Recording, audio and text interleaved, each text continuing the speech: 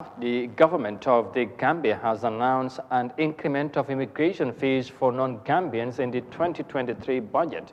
The Minister of Finance and Economic Affairs, CD Keita, announced the new immigration fees for non-Gambians as he delivered the 2023 budget speech at the National Assembly. But he said fees for the ECOWAS IDs and non-Gambian IDs will remain the same.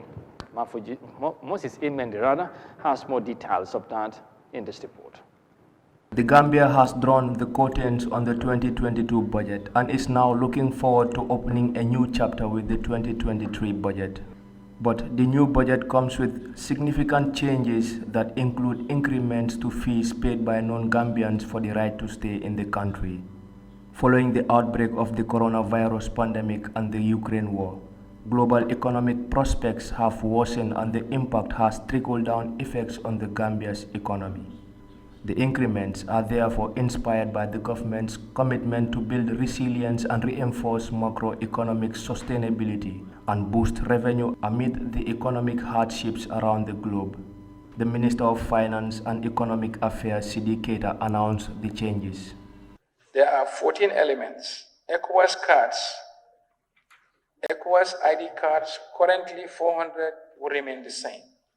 Non-Gambian ID, currently 650, will remain the same. Permit A for ECOWAS, currently is 1,850, will increase to 3,000. Permit A, non-ECOWAS, currently 1,850, will increase to 3,000. Permit B, ECOWAS, currently 1,850, will increase to 2,500. Permit B, non-ECOWAS, currently 3,100, will increase to 5,000.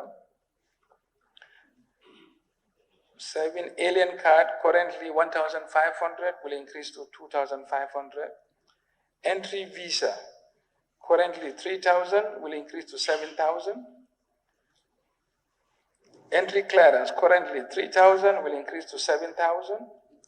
Machine readable passport, currently 1,000, will increase to 3,000. Biometric passport, currently 500, will remain the same. Despite the significant rise, the finance minister maintained that the proposed fees are reasonable and are in line with the regional benchmark. When quizzed about the increments affecting foreign investors as well as discouraging foreign nationals who intend to move to the Gambia, he said that in fact the Gambia's rates were lower than elsewhere within the region. Tariff to the immigration that we propose was done in consultation with the Ministry of Immigration, Interior. And they reviewed, I think they have last reviewed the tariff 30 years ago. And they did a benchmark study. These benchmark studies showed that our tariffs have not only been historic, but are far below the regional benchmarks. So the proposed rates were the recommendation of the Ministry of Interior and the Immigration Directorate, which is consistent with the regional benchmarks. And even as per their recommendation and report submitted to us, these rates are below the regional benchmarks as we speak. So I think these fees should not discourage anybody. If you look at the visa fees of some of the developed countries like the US and UK, they have gone up tremendously to recover cost. And if we are supposed to work in the country, we also should do similar things. Various other countries have taken similar moves as the world economy slumps further and things become even harder. In an interdependent world as ours is, one problem in one far-flung part of the world can have far-reaching repercussions for a large chunk of humanity. This explains why bringing the Ukraine war to an end remains a priority for the world. For Eyeafrica News, I am Moses Imendi.